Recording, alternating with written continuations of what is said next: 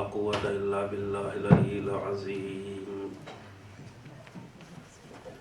حسبنا الله ونعم الوكيل ونعم المولى ونعم النصير أعوذ بالله من الشيطان اللعين الرجيم بسم الله الرحمن الرحيم الحمد لله الذي هدانا لهذا وما كنا لنهتدي لولا أن هدانا الله لقد جاءت رسل ربنا بالحق والصلاة والسلام والتحية والإكرام على نبيه المصطفى ورسوله المصطفى الخاتم لما سبق والفاتح لما الغلق المعلن الحق بالحق الدافع جيشات الأباطيل والدامغ صولات الأذاليل حبيبنا أبي القاسم محمد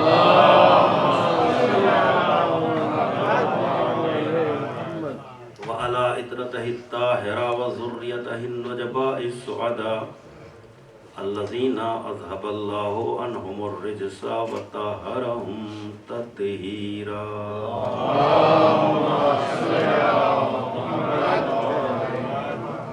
فاللعنة الدائمة الباقية على أعدائهم وقتلتهم وغاصبي حقوقهم ومنكري فضائلهم الشاكين فيهم والمنحرفين عنهم أجمعين أما بعد فقد قال الله في القرآن الحكيم بسم الله الرحمن الرحيم وجعلناهم أئمة يهدون بأمرنا وأوحينا إليهم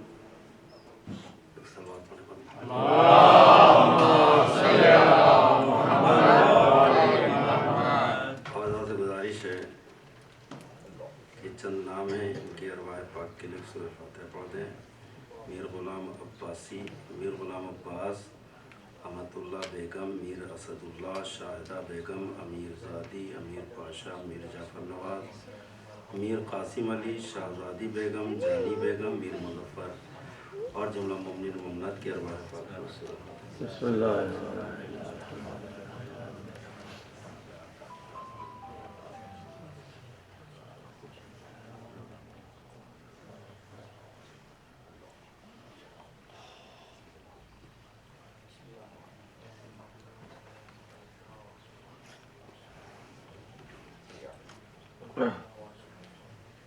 اللهم صل على محمد وعلى محمد. عزیزان محترم، سورہ انبیاء کی آیت نمبر 73 ہے، اس کو میں نے آپ کے سامنے تلاوت کیا ہے. اس میں ارشاد جناب ہدیت ہے کہ وَجَعَلْنَاهُمْ أَئِمَّةً يَهْدُونَ بِأَمْرِنَا، ہم نے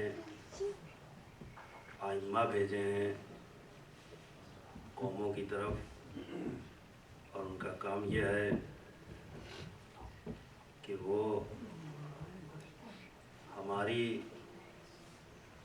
ہمارے کہنے سے ہدایت کرتے ہیں، ہمارے امر سے ہدایت کرتے ہیں، اور انہوں نے نیکیوں کی جانب وحی کی ہے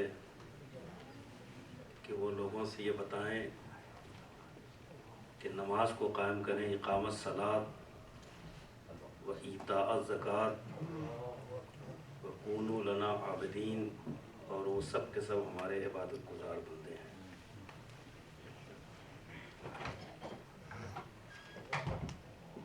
پروردگار عالم نے یہاں پر بھی اسی لفظ کا انتخاب کیا ہے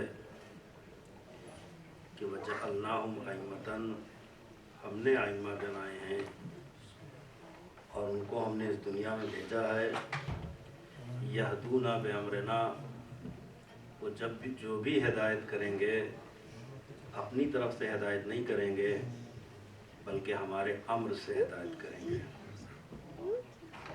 اور پھر ہم نے ان کو نیکیوں کی جانب دعوت دینے کی ہدایت کی ہے، اور وہ نیکیاں کیا ہیں کہ لوگوں کو بتائیں کہ نماز قائم کریں، زکوٰۃ ادا کریں، اور یہ وہ بندے ہیں کہ جو ہمارے عبادت گزار بندے ہیں۔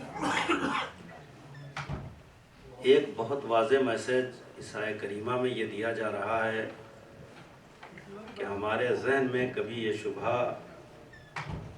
اور ہمارے ذہن میں کبھی یہ شک نہ آنے پائے کہ ہم نے جن کو امام بنا کر بھیجا ہے وہ جو کچھ بھی کہیں گے وہ اپنی طرف سے کہیں گے۔ یاد ہوگا آپ کو کہ قرآن کریم میں جب تخلیق آدم کا مرحلہ ہوا،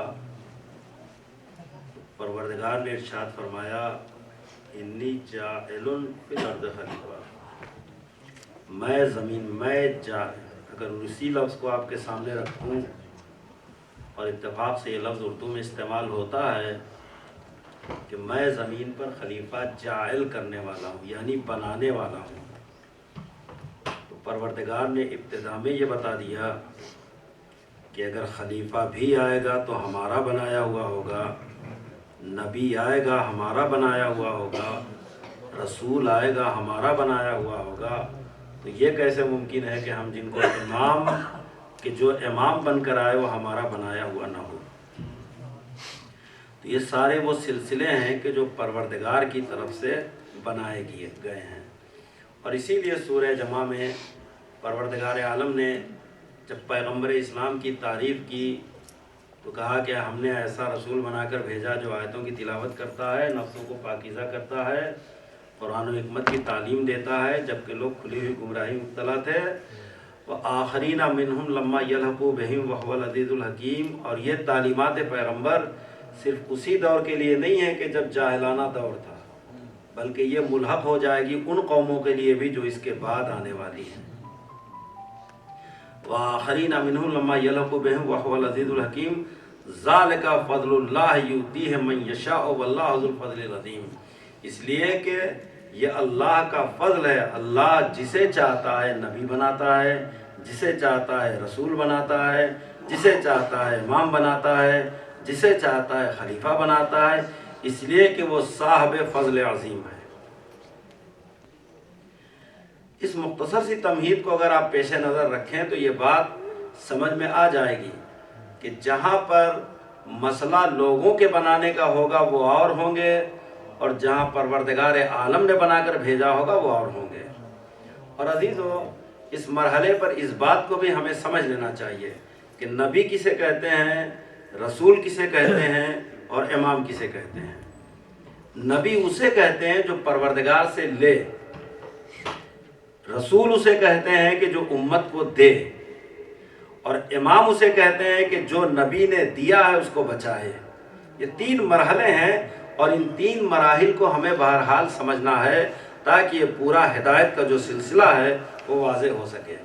اب آپ دیکھیں، اسی لیے یہ مثلا جب اگر کہا جاتا ہے کہ نبی نور سے بنائے گئے ہیں تو ظاہر ہے کہ کوئی ایسی بات نہیں کہ جو حیرت انگیز ہو، اس لیے کہ حیرت انگیز یہ اس وقت ہوتی کہ جب صرف نبی کے فضیلت کے طور پر ہم بتاتے ہیں۔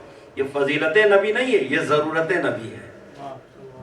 فضیلت نبی تو تب ہوتی کہ جب نبی کو صرف بنا دیا جاتا اور کوئی کام نہ ہوتا، مگر یہ ضرورت نبی ہے کہ نور بنایا ہے اور بشر بنا کے بھیجا ہے، اس لیے کہ نور اور ہوتا ہے، بشر اور ہوتا ہے۔ نور کا سلسلہ ادھر سے ہوتا ہے، بشریت کا سلسلہ ادھر سے ہوتا ہے۔ نور اس لیے بنائے کہ ادھر سے لینے میں غلطی نہ کرے، بشر اس لیے بنائے کہ ادھر سے ادھر دینے میں غلطی نہ کرے، ادھر دینے میں غلطی نہ کرے۔ اب عزیزان محترم، یہ سارے سلسلے جب اتنے عظیم ہیں، اب پہچانے اتنے عظیم ہیں یہ سارے سلسلے، تو بنیادی مسئلہ ہمارا کیا ہے، ہمیں کس بات کو سمجھنا ہے؟ اور ظاہر ہے کہ یہ تمہیدی چیزیں اگر یہ واضح ہو جائے تو انشاءاللہ بات کی گفتگو ذرا سا آسان ہو جائے گی کہ ان تمام باتوں میں ہمیں سمجھنا کیا ہے۔ پروردگار عالم نے زمین بنایا، آسمان بنائے، ان تمام اس زمین و آسمان میں نہ جانے کیا کیا چیزیں اس نے خلق کی ہیں، اس کے بعد اس نے انسان بنایا ہے، اور انسان کے لیے اس نے ایک نظام ہدایت قائم کیا ہے۔ اس نظام ہدایت کے تحت انسان کو کیا ہونا ہے، انسان کو کیا ہونا ہے؟ ظاہر ہے کہ اگر آپ یہ کہتے ہیں کہ ہمیں نماز کے لیے پیدا کیا گیا، روزے کے لیے پیدا کیا گیا، عبادتوں کے لیے پیدا کیا گیا، تو پہلا مسئلہ ہمارا یہ ہے کہ ہم نماز پڑھیں گے تو کس کے لیے پڑھیں گے؟ روزہ رکھیں گے تو کس کے لیے رکھیں گے، عبادتیں کریں گے تو کس کے لیے کریں گے، نیکیاں کریں گے تو کس کے لیے کریں گے۔ اب ظاہر ہے کہ جب یہ بات ہوگی کہ نماز کس کے لیے پڑھیں گے تو ہر آدمی جانتا ہے کہ نماز قربتاً اللہ، اگر نیت نہ ہو تو وہ نماز نہیں کہلائے گی۔ روزے میں نیت نہ ہو تو وہ روزہ نہ کہلائے گا۔ حج کے لیے نیت نہ ہو تو وہ حج نہ کہلائے گا۔ جتنی بھی عبادتیں ہیں، اور نیت کیا؟ قربتاً اللہ، یہ ساری نیتیں اس لیے کہ ہم اللہ سے قریب ہو جائیں۔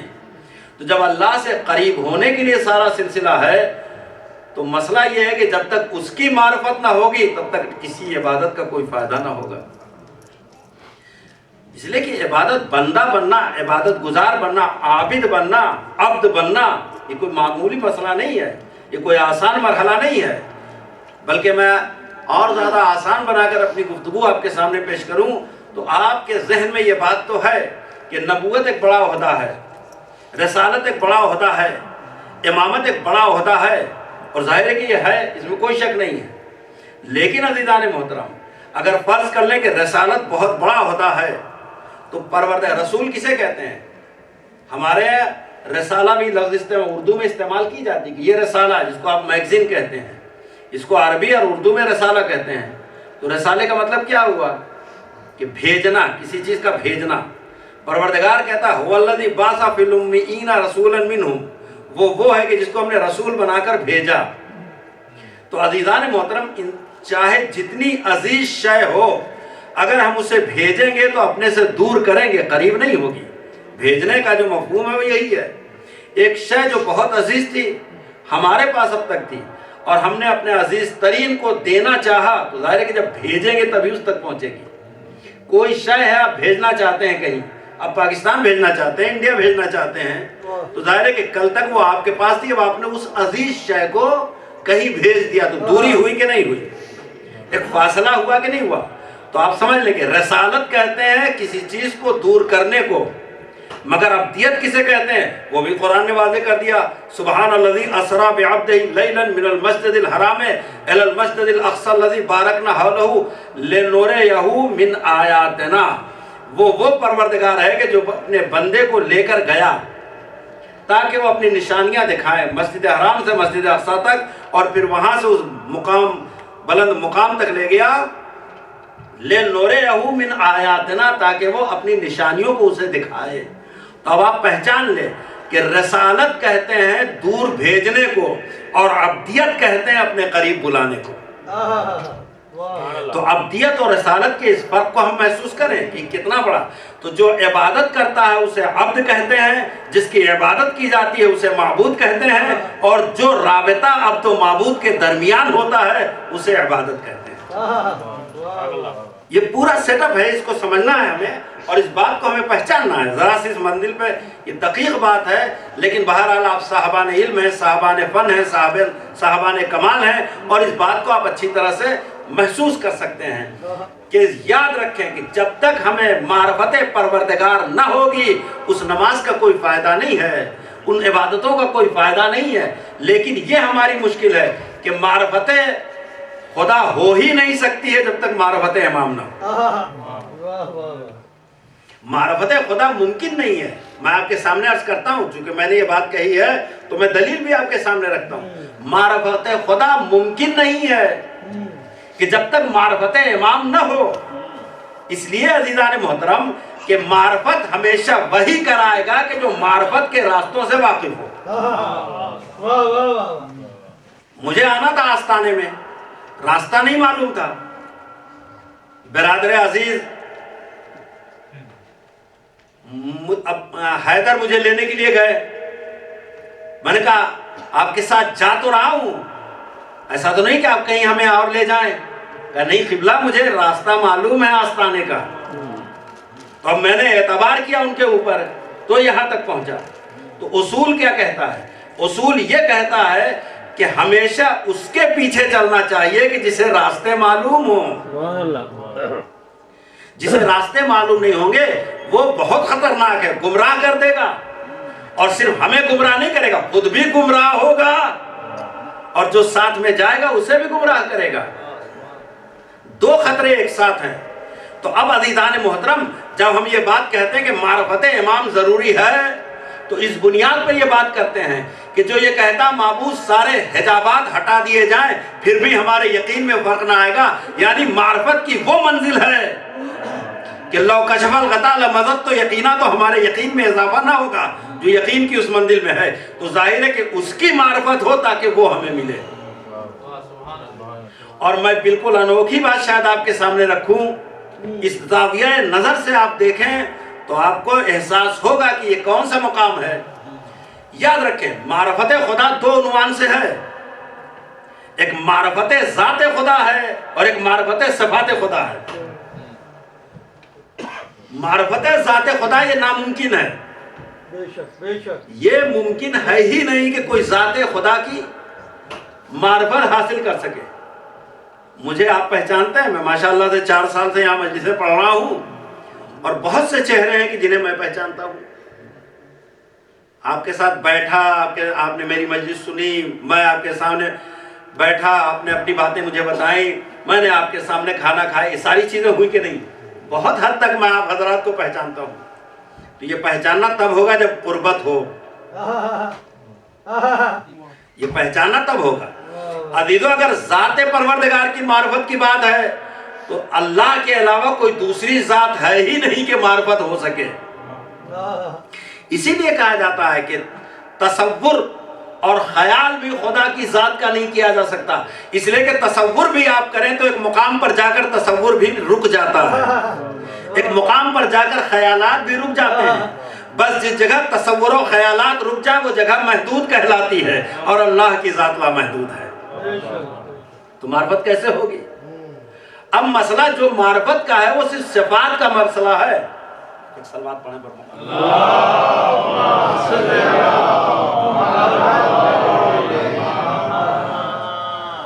اسی لیے حدیث معصوم ہے کہ لا یتفکروا فی ذات اللہ، اللہ کی ذات میں فکر نہ کرو، فتہلکوا، ہلاک ہو جاؤ گے۔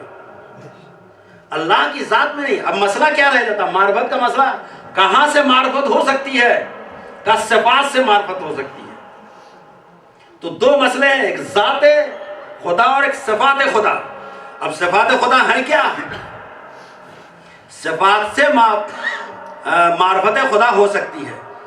عزیزان محترم، میں معذرت چاہوں گا، ذرا سی یہ بات ہے دقیق ہوگی، لیکن آپ انشاءاللہ متوجہ رہیں تو شاید یہ بات بہت آسانی سے حل ہو سکے۔ قرآن کریم کی پہلی آیت ہے، اگر ہم کہتے ہیں سورہ اقرا پہلا سورہ ہے تو اس سورے کی پہلی آیت ہے جس کو بسم اللہ الرحمن الرحیم کہتے ہیں، اور یہ قرآن کریم میں ہر سورے سے پہلے 113 بار آیا ہے، لیکن خود یہ آیت قرآن کریم میں 114 جگہ پر ہے، یعنی 113 سوروں میں ہے، سورے کے آغاز میں ہے اور ایک جگہ سورے کے وسط میں ہے، تو اس کی تعداد بہرحال 114 ہی ہے۔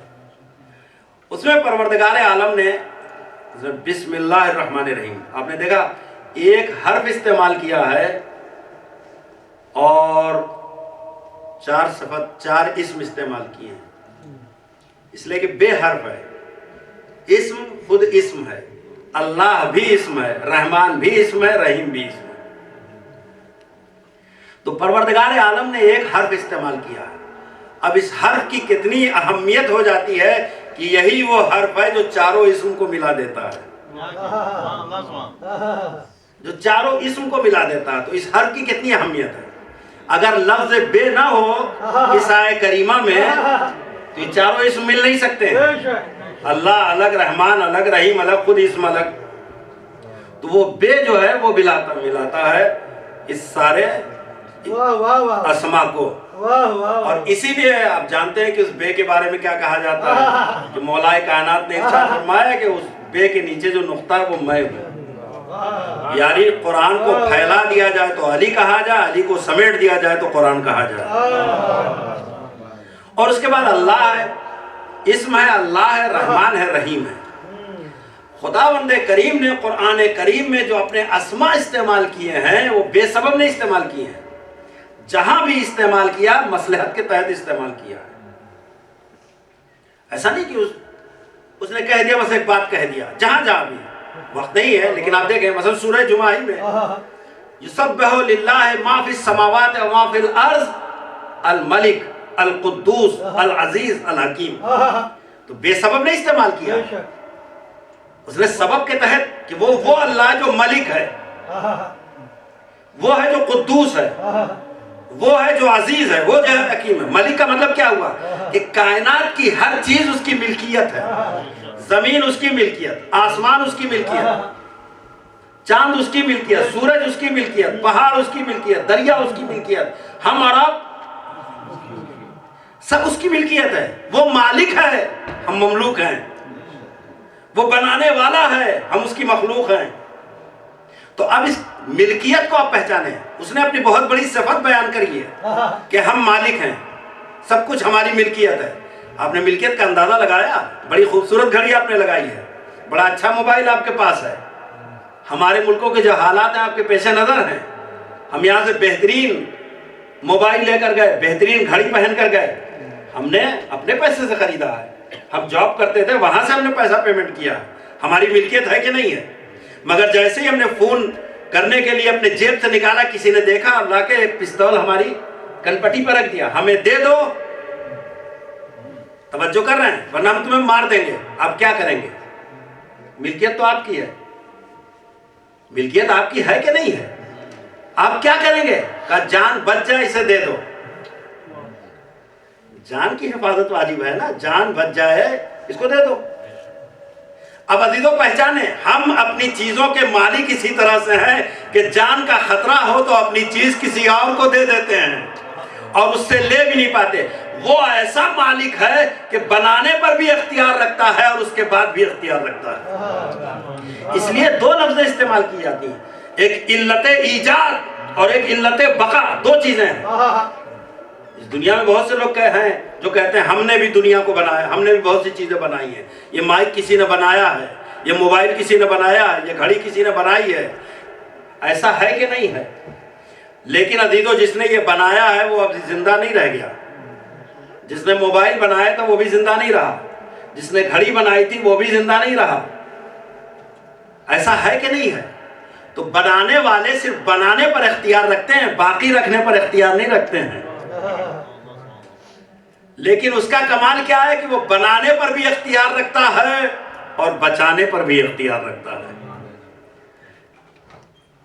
تو اب وہ کہتا ہے میں ملک ہوں، میں قدوس ہوں، انتہائی پاکیزہ. جو چیز بھی اس نے بنائی ہے اس میں کوئی عیب نہیں ہے، کوئی نقص نہیں ہے. وہ عزیز ہے، قدرت رکھتا ہے، وہ حکیم ہے. تو یہ مصلحت کے تحت اس نے اپنے صفات استعمال کی. یہاں بھی اس نے کہا کہ اللہ کون ہے؟ کہ رحمان ہے، رحیم ہے. آپ جانتے ہیں کہ رحمان اور رحیم دونوں کے معنی ایک ہیں، معنی الگ نہیں ہے. جو معنی رحمان کے وہی معنی رحیم کے ہیں. لیکن اس نے دو لفظ استعمال کیوں کیے؟ کیا اس نے مترادف لفظ استعمال کیے ہیں، بے مصلحت استعمال کیے ہیں؟ معاذ اللہ، ایسا ہم سوچ بھی نہیں سکتے ہیں. مصلحت کے تحت استعمال کیے ہیں. تو کیا مطلب ہوا رحمان کا؟ جو انتہائی مہربان. رحیم کا کیا مطلب ہوا؟ کہ کم و بیش یہی مطلب ہے. صیغے الگ الگ ہیں، ایک صفت مشبہ ہے، ایک اس میں تفضیل ہے، مگر دونوں کے مادہ دونوں کا ایک ہے، رے ہے میم. تو دو لفظ اس نے استعمال کی، تو کوئی نہ کوئی مصلحت تو ہوگی. کہ یاد رکھو وہ سب پر مہربان ہے، مگر اس کی مہربانی دو طرح سے ہے. جب وہ رحمان ہوتا ہے تو سب پہ مہربان ہے. جو اسے مانتا اس پر بھی مہربان، جو نہیں مانتا اس پر بھی مہربان. اسے بھی رزق دیتا ہے جو اس کا منکر ہے، اسے بھی رزق دیتا ہے جو اسے مانتا ہے.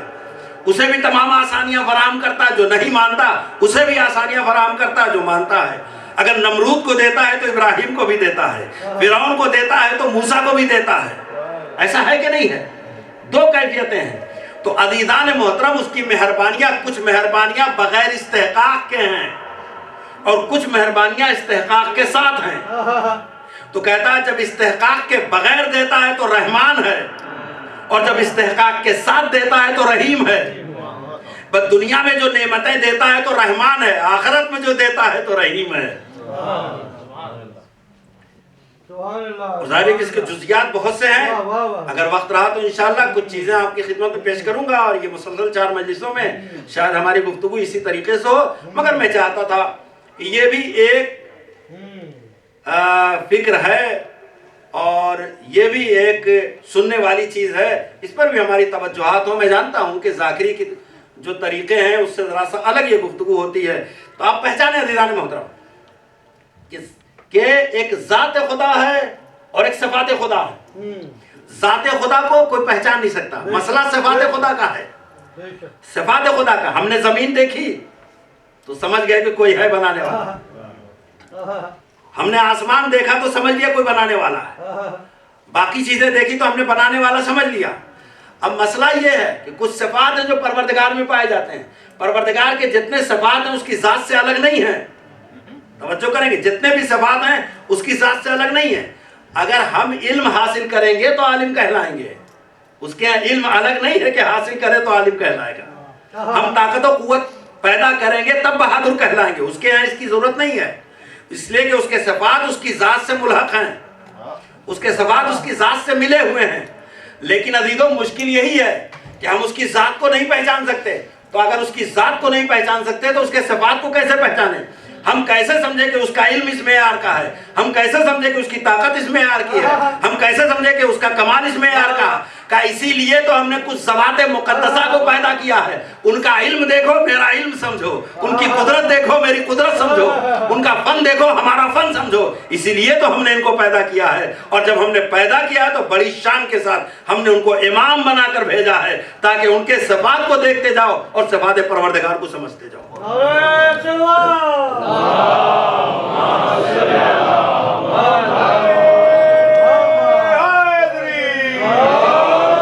اس مرحلے میں کوئی بھی نہیں ہے، انبیاء، معذرت کے ساتھ میں کہہ رہا ہوں، میں توہین نہیں ہے، مگر یہ ایک حقیقت ہے، انبیاء بھی اس معیار پر نہیں ہے۔ یہ جو معیار بیان کیا گیا ہے 14 معصومین کا، اس کی وجہ یہ ہے کہ آپ مولانا اس عنوان سے آپ دیکھیں کہ جب بات صفات کی ہوتی ہے تو وہی صفات جو معصومین میں، وہی صفات الہی ہے، الگ نہیں کہ ان کو دیکھ کے ہم سمجھے جب ان کے صفات ایسے ہیں تو پروردگار کے کیسے ہوں گا، ایسا نہیں ہے۔ عام طور سے ذاکری میں کہا جاتا ہے جب ان کے صفات ایسے ہیں تو پروردگار، عزیزو ایسا کچھ بھی نہیں ہے، بلکہ پروردگار نے ان کو پیدا ہی اس لیے کیا کہ ان کے صفات دیکھو یہی صفات ہمارے ہیں، اس لیے کہ ہمارے دیے ہوئے ہیں، اس لیے کہ ہمارے دیے ہوئے ہیں۔ تو اس مقام پر جب ان کے صفات سے یہ سمجھ میں آتا ہے کہ ان کے صفات ایسے ہیں تو پروردگار عالم نے ان کو امام بنا کر بھیجا ہے اور انہیں حق ہدایت حاصل ہے۔ اور یہ ہدایت اپنی طرف سے نہیں کہتے ہیں، یہدون بامرنا، ہم حکم دیتے ہیں اور یہ ہدایت کرتے ہیں، حکم ہمارا ہوتا ہے اس کے تحت، اس لیے کہ اللہ نے ان کو اپنا کسی کام کرنے کی اجازت ہی نہیں دی ہے۔ اب آپ یہ پہچانے انبیاء آئے، جناب ابراہیم کے سلسلے میں قرآن کریم میں تفصیل سے واقعہ موجود ہے کہ اس زمانے میں لوگ سورج کی پرستش کرتے تھے۔ جناب ابراہیم نے کہا یہ سورج کیسے خدا ہو سکتا، جو خود ہی ڈوب جائے تمہیں کیسے بچائے گا؟ یہ ستارے کیسے خدا ہو سکتے ہیں، یہ تو دن میں دکھائی نہیں دیتے، یہ چاند کیسے خدا ہو سکتا؟ یہ ساری چیزیں قرآن کریم میں ہیں۔ جناب موسیٰ نے بھی ایسے مخلوق کے ذریعے سے خالق کو پہچانا ہے، ایک عجیب منزل ہے۔ جتنے بھی انبیاء ہیں انہوں نے مخلوق کے ذریعے سے خالق کو پہچانا ہے، مگر یہ کمال 14 معصومین کا ہے کہ انہوں نے خالق کے ذریعے سے ہی خالق کو پہچانا۔ تو کیوں ان کے ساتھ ایسا اور ان کے ساتھ ایسا ہے؟ اس لیے کہ جتنے بھی انبیاء تھے تب پیدا ہوئے جب کائنات خلق کی جا چکی تھی، تو انہوں نے اس کائنات کے ذریعے سے اللہ کو پہچانا ہے۔ لیکن یہ وہ افراد ہیں کہ جو تب پیدا کیے گئے جب کچھ تھا ہی نہیں، تو کس کے ذریعے سے کس کو پہچانتے؟ لہذا انہوں نے جیسے پہچانا وہ ان کا حق تھا اور انہوں نے جیسے پہچانا وہ ان کا حق تھا۔ بہت سے مسائل ہیں، کچھ چیزیں ایسی بھی ہیں شاید یہ اللہ کی طرف سے لطف ہے تاکہ لوگ اچھی طرح سے اس بات کو سمجھ سکیں۔ مثلا زبرہ ہے، ایک ہی شکل کا ہوتا ہے، آپ ایک کو دیکھیں اور دیکھ کے نظروں سے یہ طے کر لیں، ذہن سے یہ طے کر لیں کہ یہی ہے کہ جس کو ہم نے دیکھا ہے، اور وہ ہٹ جائے دوسرا وہاں آ جائے تو آپ کیسے سمجھیں گے کہ یہ وہی ہے؟ سب ایک جیسے ہیں، ایک ہی شکل کے ہیں، ایک ہی صورت کے ہیں، ایک ہی رنگ ڈھنگ کے، آپ پہچانیں گے کیسے؟ وہ پہچان سکے گا؟ نہیں پہچان سکتا، یہ حقیقت ہے، نہیں پہچان سکتا۔ جو اس کے ماہرین ہے، جو علم حیوانات جانتے ہیں، آپ ان سے پوچھیں کہ کوئی بھی ایک ہی شکل کے ہوتے ہیں، پہچان ہی نہیں سکتا۔ مگر وہ یہ بھی لکھتے ہیں کہ زیبرا کا جو بچہ ہوتا ہے وہ آدھے گھنٹے کے بعد اپنی ماں کو پہچان لیتا ہے بغیر کسی وسیلے کے۔ تو دونوں باتیں کیوں ہیں کہ وہ بچہ پہچان لیتا، وہ دھوکہ نہیں کھاتا کہ یہ پتہ نہیں یہ زیبرا ہماری ماں ہے یا وہ ہماری ماں ہے یا وہ ہماری ماں، وہ فوراً پہچان لیتا ہے۔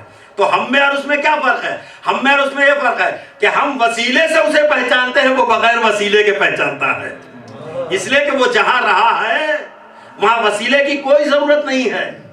اب عزیزوں کیا وجہ ہے کہ سارے انبیاء نے پروردگار کو وسیلے کے ذریعے سے پہچانا ہے، مگر آل محمد وہ ہیں کہ جنہوں نے بغیر وسیلے کے پہچانا ہے۔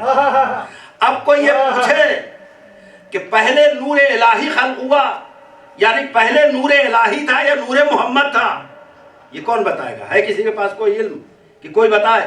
اس لیے کہ ہم نے تو یہ دیکھا جب سورج نکلتا ہے تو فوراً شعاع نکلتی ہے۔ اب یہ پوچھا جائے کہ پہلے شعاع نکلی ہے یا پہلے سورج نکلا ہے، کون بتائے گا؟ ایک کمرہ اس میں تالا لگا ہوا، اور جب ہمیں کھولنا ہوتا ہے چابی سے تو عزیزان محترم سوچ کر بتائیے پہلے چابی ہلتی ہے یا پہلے ہاتھ ہلتا ہے؟ پہلے آپ ہاتھ کو حرکت دیتے ہیں یا پہلے چابی کو حرکت دیتے ہیں؟ کوئی بتا سکے گا؟ کہیں تو کوئی نہیں بتا سکتا ہے، لیکن یہ بہرحال بتا سکیں گے کہ اگر ہاتھ نہ ہلے تو چابی نہیں ہل سکتی ہے۔ یہ تو ہم بتا سکتے ہیں کہ اگر ہاتھ کو حرکت نہ ہو تو چابی کو حرکت نہیں ہو سکتی۔ بعضیوں اگر فرق ہے تو اتنا ہے کہ اگر نور الہی نہ ہوتا تو نور محمد نہ پیدا ہوتا، مگر کب پیدا ہوا یہ کوئی نہیں بتا سکتا ہے، کب پیدا ہوا یہ کوئی نہیں بتا سکتا ہے۔ اس لیے کہ کب اور کہاں تو تب بتایا جاتا ہے جب زمان و مکان ہو۔ یہ تو تب پیدا ہوئے، نہ سورج تھا نہ چاند تھا۔ ہم نے زمان و مکان کو سورج اور چاند کی گردش ہی سے طے کیا ہے، یہ تو اس سے پہلے کی مخلوق ہے۔ حد یہ ہے کہ پروردگار عالم نے آسمانی مخلوق سے پوچھا، معلم الملکوت سے پوچھا، من انتا و من انا، یہ بتا تو کون ہے اور میں کون ہوں؟ اور وہ کتنا امین تھا کہ اس نے کہا انتا انتا و انا انا، اسی جملے کو دہرا دیا، تو ہے میں ہوں، یعنی وہاں پر بھی تو میں ہو رہی ہے، تو ہے میں ہوں۔ پس حجاب آواز آتی ہے، ارے جبرائیل کیوں نہیں کہتا انتا رب العظیم و انا عبد الجلیل، تو رب عظیم ہے میں عبد جلیل ہوں۔ تو کوئی تو ہے جو جبرائیل سے پہلے بھی ہے۔ بس عزیزان محترم اللہ نے ان کو اس کائنات میں بھیجا ہے رشد و ہدایت کے لیے۔ وَجَعَلْنَاهُمْ أَئِمَّةً يَهْدُونَ بِأَمْرِنَا وَأَوْحَيْنَا إِلَيْهِمْ، اور ہمیں نے ان کی طرف وحی کی ہے نیکیوں کی، اور وہ نیکیاں کیا ہے؟ اقام الصلاۃ و ایتاء الزکات، کہ وہ نماز کو قائم کریں اور وہ زکوٰۃ کو دیں۔ یہ سب سے بڑی نیکی ہے انسان کی کہ جو وہ انجام دے گا۔ اسی لیے معصومین علیہ السلام کو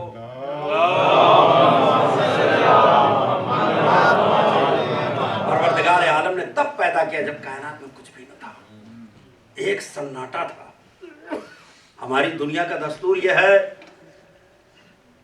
کہ اگر ہم مجلس بھی کرتے ہیں تو پہلے مجمع بلاتے ہیں پھر پڑھنے والے کو بلاتے ہیں۔ ہماری دنیا کا قاعدہ یہ ہے کہ اگر ہم پولیٹیکل جلسہ بھی کرتے ہیں تو پہلے پبلک کو دعوت دیتے ہیں پھر لیڈر کو بلاتے ہیں۔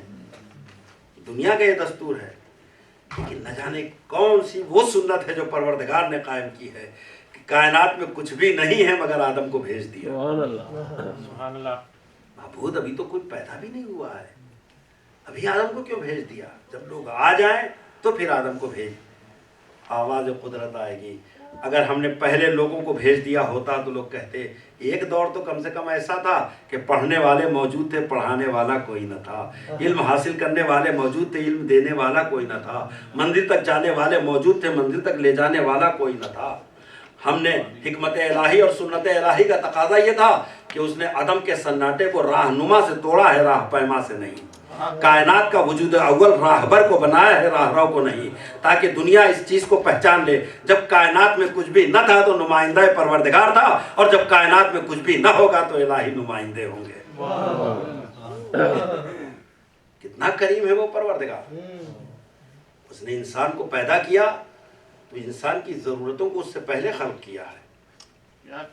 انسان اس زمین پر آیا تو زمین پہلے ہے، انسان آسمان کے نیچے آیا تو آسمان پہلے ہے، انسان کو ہوا کی ضرورت تھی تو ہوا پہلے ہے، انسان کو غذا کی ضرورت تھی تو غذا پہلے ہے، انسان کو جن جن چیزوں کی ضرورت تھی وہ انسان کے وجود سے پہلے ہے۔ اور آپ اس بات کو اچھی طرح سے جانتے ہیں کہ انسان کا وجود دو حصوں میں منقسم ہے، ایک وجود کو جسم کہتے ہیں اور ایک وجود کو روح کہتے ہیں۔ تو اللہ نے جب جسم کی ساری ضرورتوں کو اس کے وجود سے پہلے خلق کیا ہے تو یہ کیسے ممکن ہے کہ اللہ نے روحانی ضرورتوں کا انتظام نہ کیا ہو؟ لہذا روحانی ضرورت کا نام ہدایت ہے، لہذا انسان کے وجود سے پہلے ہادی کا انتظام کر دیا گیا۔ اور یہ افراد آئے اور آنے کے بعد انہوں نے ہدایت و ارشاد کا کام انجام دیا۔ یہ سلسلہ جو حضرت آدم سے چلا تو یہ کہہ کے چلا، پروردگار نے کہا انی جاعلون، میں جائل کر رہا ہوں، میں بنا رہا ہوں۔ لہذا اس سنت کو پہچان لینا چاہیے کہ اللہ بناتا ہے، بندہ نہیں بناتا ہے۔ جب بھی کوئی رہبر ہوگا، جب بھی کوئی ہادی ہوگا، جب بھی کوئی نبی ہوگا، جب بھی کوئی امام ہوگا، اللہ بنائے گا، بندہ نہیں بنائے گا۔ اسی لیے جب پیغمبر اس دنیا سے جانے لگے ہیں تو جو حضور نے وصیت ارشاد فرمائی ہے، جو حدیث کے طور پر بیان کی جاتی ہے، وہ کیا تھی؟ انی تارکون فیکم الثقلین۔ پیغمبر چھوڑ کے تو جا سکتے ہیں، بنا کے نہیں جا سکتے۔ تو جو حق پیغمبر کو پروردگار نے نہیں دیا ہے وہ بندوں کو کیسے دے سکتا ہے؟ وہ حق بندوں کو کیسے دیا جا سکتا ہے؟ اب اس تارک اور جائل کے فرق کو محسوس کریں۔ جائل اسے کہتے ہیں جس کا وجود نہیں تھا، اللہ نے وجود عطا کیا۔ تارک اسے کہتے ہیں جس کا وجود موجود ہے، اسے چھوڑا جا رہا ہے، اسے چھوڑا جا رہا ہے، اسے تارک کہتے ہیں۔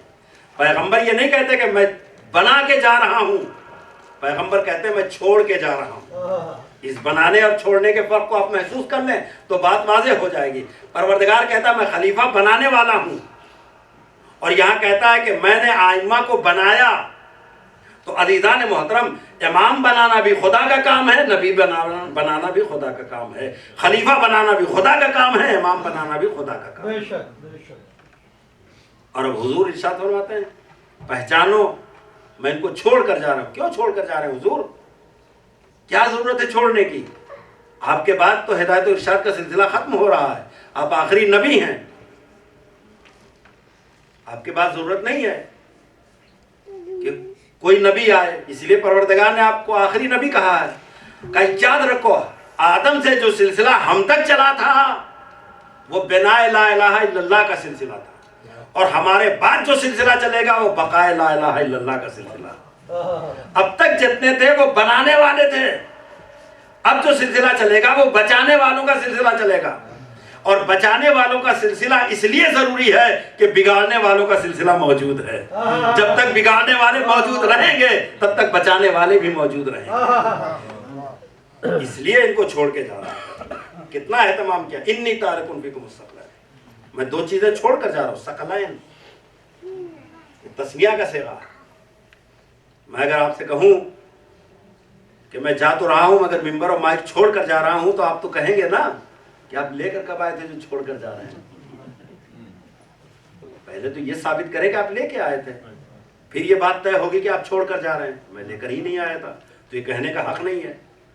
لیکن اگر میں یہ کہوں یہ ابا چھوڑ کر جا رہا ہوں، یہ بات بنے گی کہ میں لے کر آیا تھا اس لیے چھوڑ کر جا رہا ہوں۔ پیغمبر کہہ رہے ہیں میں دو چیزیں چھوڑ کر جا رہا ہوں، اس کا مطلب ہے کہ لے کر آئے تھے اور چھوڑ کر جا رہے ہیں پیغمبر۔ تو اب عزیزو مولانا فرمائے کہ پیغمبر جا رہے ہیں تو قرآن تو نہیں بدلا، قرآن تو ویسے ہی ہے، اپنی جگہ پر چھوڑ کر جا رہے ہیں۔ تو وہ کیسا ہوگا؟ تھوڑی دیر کے لیے آپ یہ فرض کر لیں کہ پیغمبر یہی ہے، قرآن جا رہا ہے، تو قرآن اگر جاتا تو قرآن کی جگہ پر جو دوسرا قرآن آتا وہ کیسا ہوتا؟ کوئی ناول ہوتی، کوئی ٹیکسٹ بک ہوتی، کیا ہوتا؟ ویسے ہی ہوتا نا جیسا قرآن ہے، ذرہ برابر اس میں فرق نہیں ہونا چاہیے۔ جیسا قرآن. تو عزیزوں اگر قرآن کی جگہ پر کوئی دوسرا آتا تو قرآن جیسا ہوتا, تو نبی کی جگہ پر جو آ رہا ہے وہ کیسا ہوگا؟ وہ کیسا ہوگا؟ وہ نبی جیسا ہوگا. اس لیے پیغمبر نے کہا اولنا محمد, اوسطنا محمد, آخرنا محمد, کلنا محمد, اور کہا ثقلین چھوڑ کر جا رہا ہوں. یہ تسنیہ کا صیغہ ہے عزیزو. ثقلین یعنی دو بھاری بھرکم چیزیں چھوڑ کر جا رہا ہوں. یہ اس بات کی علامت ہے کہ جب لفظ تسنیہ استعمال کیا جاتا ہے تو تسنیہ کا ایک مزاج یہ بھی ہوتا ہے کہ جو دو چیزیں چھوڑ کر جا رہے ہیں یا جو دو چیزوں کے بارے میں لفظ تسنیہ استعمال کیا جاتا ہے تو دونوں کا مزاج ایک جیسا ہونا چاہیے. مزاج میں بھی کوئی فرق نہ ہو, کسی بھی طرح کا کوئی فرق نہ ہو. ہم اپنی زندگی میں استعمال کرتے ہیں ظہرین, تو پتہ چلا کہ دن کی دونوں نمازیں ہیں جن کو ظہرین کہا جا رہا ہے. ظہر اور عشاء آپ مراد نہیں لیں گے, مغرب اور عصر مراد نہیں لیں گے. اگر کہتے ہیں ظہرین تو دن کی نمازیں ہیں, اگر کہتے ہیں مغربین تو رات کی نمازیں. چونکہ مزاج ملتا ہوا ہے. پیغمبر کہہ رہے ہیں دو چیزیں چھوڑ کر جا رہا ہوں, اس کا مطلب ہے کہ دونوں کا مزاج ایک ہے. جو مزاج قرآن کا ہے وہی مزاج اہل بیت کا ہے, جو مزاج اہل بیت کا ہے وہی مزاج قرآن کا ہے.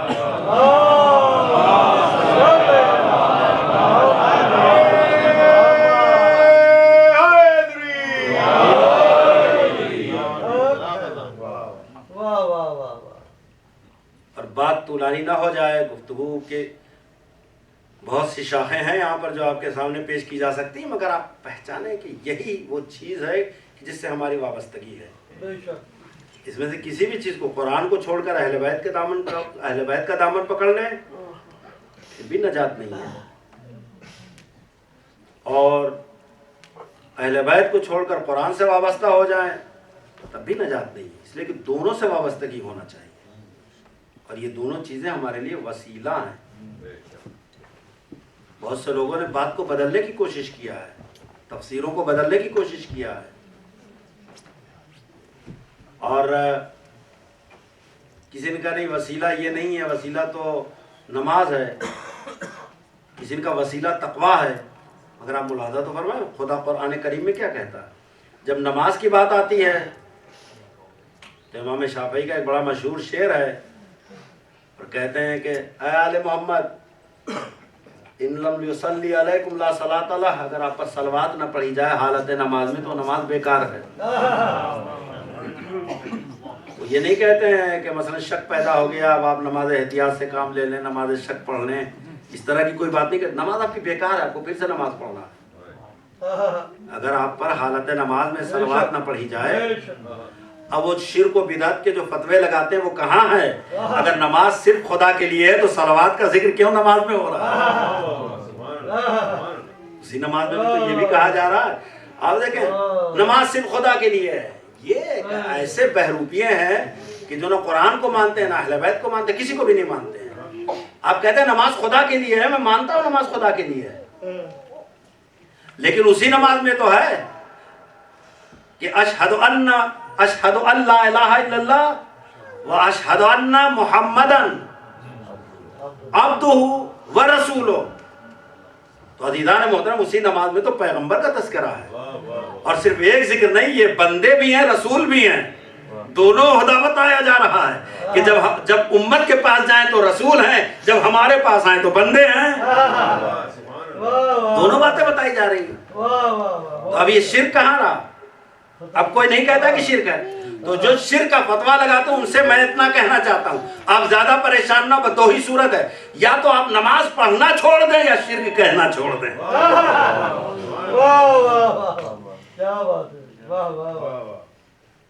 تو آپ ملاحظہ فرمائیں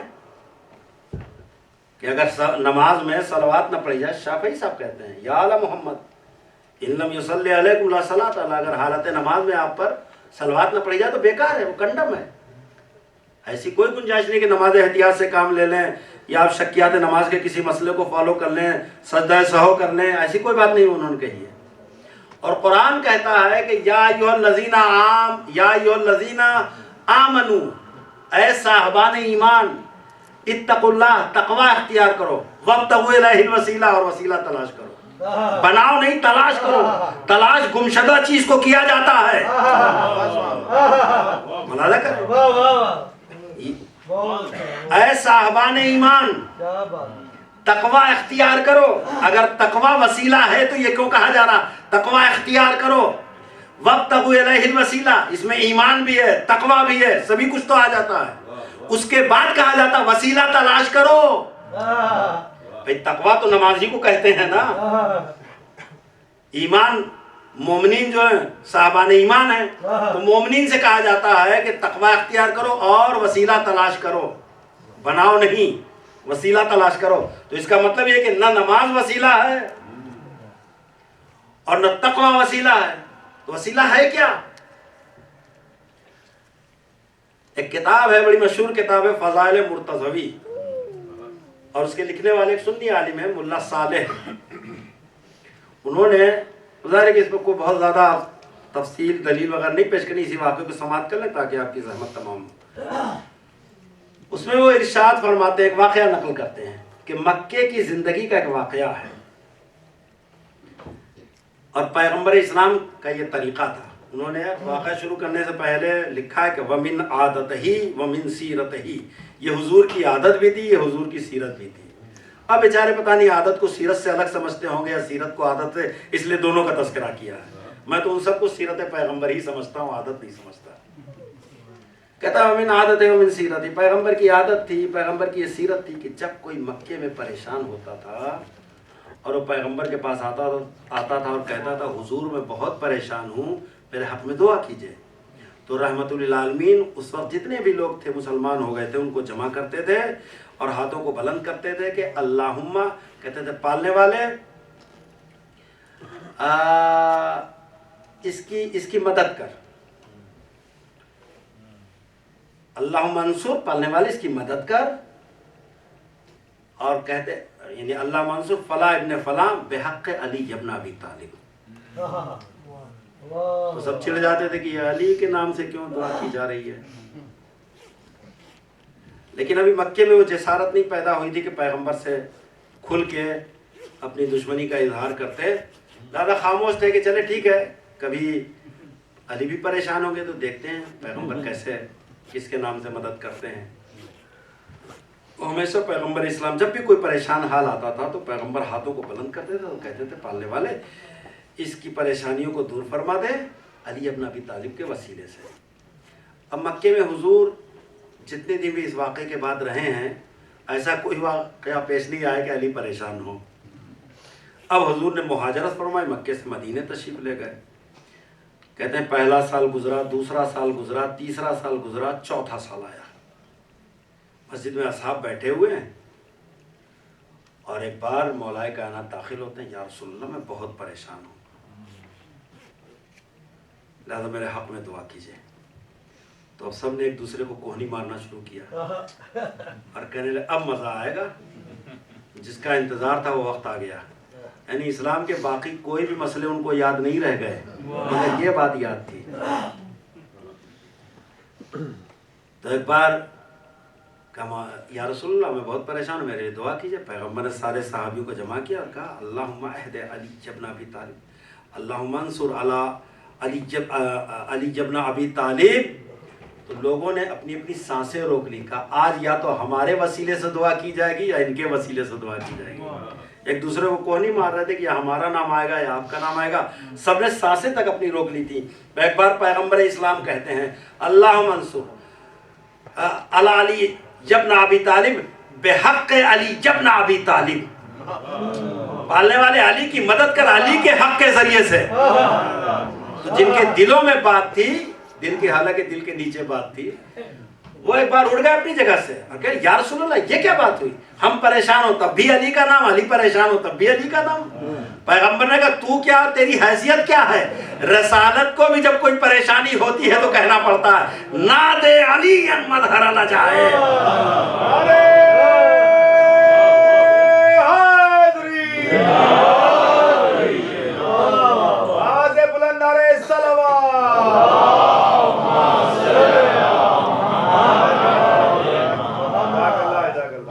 محترم پروردگار عالم نے آئمہ انبیاء بھی خدا نے منصوب کیے، آئمہ بھی خدا نے منصوب کیے، لہذا یہ شک نہیں ہونا چاہیے.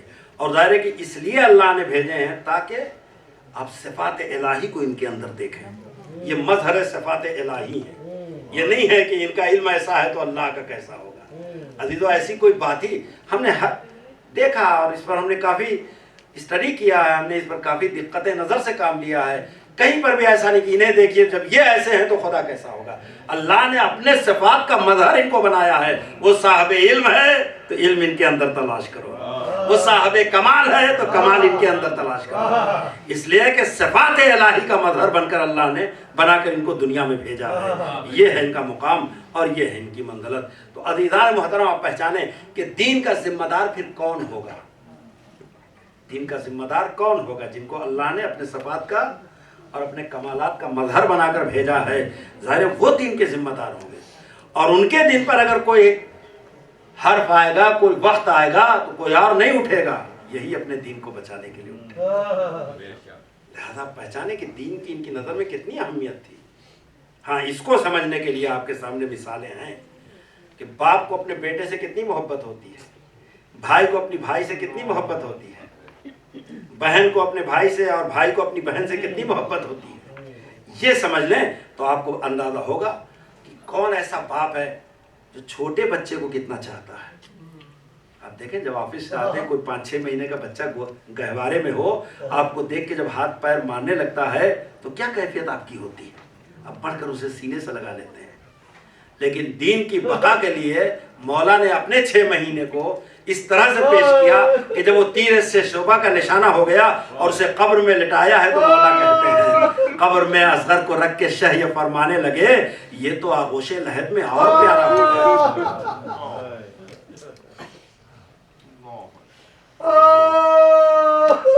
حسین نے ذاتی طور سے یہ بات نہیں کہی تھی عباس و علی اکبر کی شہادت پر کہ اخی ابو الفضل الان انکسرا ظہری وقلت حیلتی، کمر ٹوٹ گئی، چارہ راہ مسدود ہو گئی۔ اور یہ نہیں کہا تھا علی اکبر کے لیے کہ بنیا علی الاکبر علی الدنیا بعد الوفات، تمہارے باپ تو زندگانی دنیا پہ خاک ہے۔ یہ امامت کی کمر تھی جو کمزور ہو گئی عباس کی شہادت سے، اور یہ امامت کی آنکھیں تھی جو کمزور ہو گئی علی اکبر کی شہادت سے۔ اللہ، کوئی بیٹا ہے جو اپنے باپ کے سینے سے برچھی کی انی نکال سکے؟ مگر یہ کلیجہ میرے مولا حسین کا تھا۔ اور عزیزو ایک نازک موقع ہے کہ جب حسین گھوڑے سے زمین پر آئے ہیں تو یہ بحث ہونے لگی حسین زندہ ہے یا دنیا سے چلے گئے؟ تو پیسرے ساتھ کہتا ابھی پتا چل جائے گا حسین زندہ ہے یا دنیا سے چلے گئے۔ کہ گھوڑے کی نالے بندی کرو اور خیام حسینی کا رخ کرو۔ امام نے کوہنیوں کو زمین کربلا پر ٹیک دیا، اپنے سر کو اوپر اٹھایا، کہا اے پیسرے ساتھ جب تک میں زندہ ہوں خیام حسینی کو نہ جلانا، بیویوں کے سروں سے چادریں نہ چھیننا، اسباب نہ لوٹنا۔ ارباب ادا میں کیسے آپ کی خدمت پہ عرض کروں کہ یہی وہ مقدرات عصمت و طہارت ہیں کہ جن کے گھر سے پردے کا رواج شروع ہوا ہے۔ 11ویں محرم کو اس قافلے کو کربلا سے روانہ کیا جاتا ہے کوفے کی جانب، تو کیفیت یہ ہے کہ ایک ناقے پر کئی بیویوں کو بٹھالا جاتا ہے، مگر حسین کی سکینہ کو صرف ایک اونٹ پر بٹھالا جاتا ہے۔ اور جب بچی اونٹ پر نہیں بیٹھ پاتی ہے تو اونٹ کی پشت پر سکینہ کو لٹا کر رسیوں سے جکڑ کر باندھ دیا جاتا ہے۔ جیسے جیسے ناقہ چل رہا ہے سکینہ کا سینہ ناقے کی پشت سے زخمی ہوتا چلا جا رہا ہے، اور پتا تو تب چلا ہے جب بچی اونٹ سے نیچے گر گئی ہے اور سر حسین ایک مقام پہ نصب ہو گیا ہے، آگے نہیں بڑھتا ہے۔ امام سجاد نے پوچھا بابا یہ سر آگے کیوں نہیں بڑھ رہا ہے؟ سر بریدہ سے آواز آئی، اے بیٹا سکینہ قافلے سے گر گئی ہے، جب تک سکینہ اس قافلے میں شامل نہ ہوگی یہ قافلہ آگے نہ بڑھے گا۔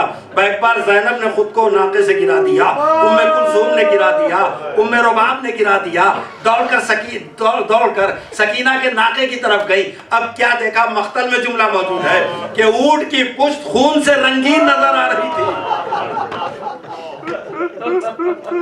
جزاکم اللہ خیرہ۔ میں آپ کے سامنے تفصیلی مصائب نہیں پڑھ سکتا، مگر ایک منظر ضرور آپ کے سامنے پیش کرنا چاہتا ہوں کہ یہ لٹا ہوا قافلہ جب ایک بار کربلا معلیٰ سے کوفے کی جانب روانہ ہوا ہے اور بازار کوفہ سے ہو کر دربار ابن زیاد میں لے جایا گیا ہے، تو کیفیت یہ ہے کہ ایک جانب بیویوں کو بٹھا دیا گیا ہے اور ایک جانب امام سجاد کو بٹھا دیا گیا، اور ابن زیاد کہتا ہے کہ اس قیدی کو لایا جائے جو بہت دنوں سے میری قید میں پڑا ہے۔ قیدی لایا جاتا ہے، زنجیر کی جھنکار دربار میں ہوتی ہے، ہر ایک کی نظر قیدی کی طرف اٹھ جاتی ہے۔ عزیزو وہ کوئی اور نہیں ہے، وہ حسین کا چاہنے والا مختار ہے۔ ایک بار ابن زیاد کہتا ہے مختار تم نے مجھے سلام نہیں کیا، کہ لعنت ہے جو تیری سلامتی کی دعا کروں، ارے میں تو ہمہ وقت اپنے آقا کی سلامتی کی دعا کرتا ہوں، کہ اپنے آقا سے ملنا چاہتا ہے، یہ ابن زیاد بڑا احسان ہوگا اگر میرے آقا کی زیارت کرا دے۔ پر ایک بار اس بے حیا نے تشت طلا سے سرپوش ہٹایا ہے، حسین کے کٹے ہوئے سر کو مختار نے دیکھا ہے، ایک بار سر پیٹنے لگے، مولا مجھے معاف کریے گا، اگر قید و بند کی صحبت نہ ہوتی، اگر یہ سختیاں نہ ہوتی تو میں آپ کی نصرت و مدد کے لیے کربلا کے میدان میں آتا۔ اور باب ادا جب گریہ کر چکے مختار تو ایک بار ابن زیاد کہتا ہے مختار ان بیویوں کو پہچانتا ہے؟ مختار نے جیسے ہی نظر ڈالی نظر کو جھکا لیا، کہا نہیں میں نے تو ایسے چہرے کبھی نہیں دیکھے ہیں، میں نے تو ایسی شکل و صورت کبھی نہیں دیکھی۔ ارے چہرے بتا رہے ہیں کہ اللہ والی بیویاں ہیں، خدا رسیدہ بیویاں ہیں، نورانی چہرے والی بیویاں ہیں۔ بار ابن زیاد کہتا ہے شمر ذرا ان بیویوں کا تعارف تو کرا دے، وہ بے حیا کھڑا ہوتا ہے، یہ مختار یہ زینب ہے، یہ ام کلثوم ہے، یہ رباب ہے، یہ لیلا ہے۔ ارے علی کے گھر کی بیویوں کا نام، رسول کے گھرانے کی بیویوں کا نام۔ ایک بار مختار نے قریب کھڑے ہوئے جلاد کے ہاتھ سے تلوار لے لی ہے اور چاہا کہ ابن زیاد کا خاتمہ کر دے، کہ مختار نے اپنے کندھے پر دو نرم ہاتھ محسوس کیے۔ اب جو پلٹ کر دیکھا تو کیا دیکھا؟ امام سجاد کھڑے ہیں، ہاتھوں میں ہتکڑیاں ہیں، پیروں میں بیڑیاں ہیں، گلے میں خاردار طوق ہے۔ اے مختار ارے تم نے تو یہاں دیکھا ہے، مجھ سے پوچھو، میں نے سب کو شہید ہوتے ہوئے دیکھا، خیمے کو جلتے ہوئے دیکھا، اسباب کو لٹتے ہوئے دیکھا، چادروں کو چھنتے ہوئے دیکھا، اور مختار میں نے بازار کوفہ میں اپنی پھوپھیوں کو، اپنی ماؤں کو، اپنی بہنوں کو بیر دارسن بستہ دیکھا اور منادی کی صدا دی ہاذہی سبایا من بنات رسول اللہ۔ ارے یہ نبی زادیاں ہیں، یہ علی اور فاطمہ کی بیٹیاں ہیں، رسن بستہ اور بے انا للہ و انا الیہ راجعون۔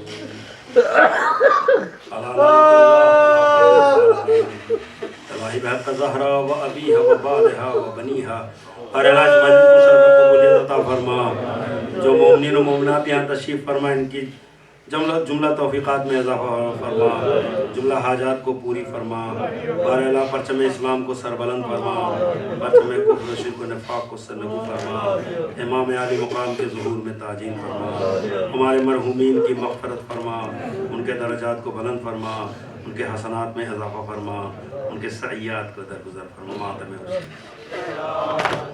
کیسے گلے پہ تیرے خنجر میں چلتا دیکھوں، آخر حسین ماں ہوں، کیسے گلے پہ تیرے خنجر میں چلتا دیکھوں، آخر حسین ماں ہوں، کیسے گلے پہ تیرے خنجر میں چلتا دیکھوں، آخر حسین ماں ہوں، گردن پہ تیرے رکھے اپنا گلا کٹا لوں، آخر حسین ماں ہوں، کیسے گلے پہ تیرے خنجر میں چلتا دیکھوں، آخر حسین ماں ہوں، کیسے گلے پہ تیرے خنجر میں چلتا دیکھوں، آخر حسین ماں ہوں، جاتی کبھی سے گھر میں بچپن میں تجھ کو پالا، راتوں کو جاگ کر میں جھولا تیرا جھلایا، سوؤں نہ بھی زمین پر گودی میں آ سلا لوں،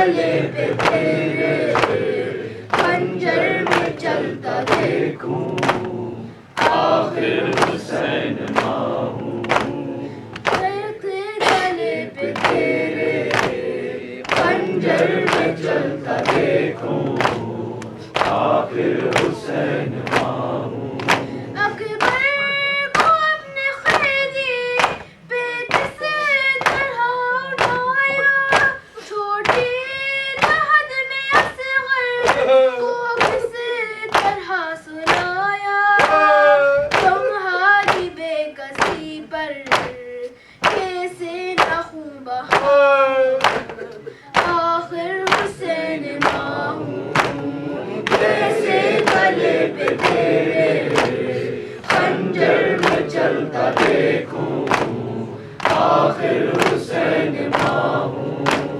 کیسے گلے پہ تیرے خنجر میں چلتا دیکھوں آخر حسین ماں ہوں زینب کی ابتدا کا کربلا سے ابتدا ہے بازار شام و کوفہ کا اب بھی مرحلہ ہے ہر سمت ساتھ ہوگی وعدہ کر رہی ہوں آخر حسین ماں ہوں کیسے گلے پہ تیرے خنجر میں چلتا دیکھوں آخر حسین ماں ہوں کیسے گلے پہ تیرے خنجر میں چلتا دیکھوں آخر حسین ماں ہوں پامال ہونا چاہیے لاشا تمہارے رن میں میرا جگر ہے ٹکڑے قوت نہیں بدن میں تیرے بدن کے ٹکڑے کیسے میں خود اٹھاؤں آخر حسین ماں ہوں کیسے گلے پہ تیرے خنجر میں چلتا دیکھوں آخر حسین ماں ہوں کیسے گلے پہ تیرے خنجر میں چلتا دیکھوں آخر حسین ماں ہوں گردن پہ تیرے رکھے اپنا گلا کٹا لوں آخر حسین ماں ہوں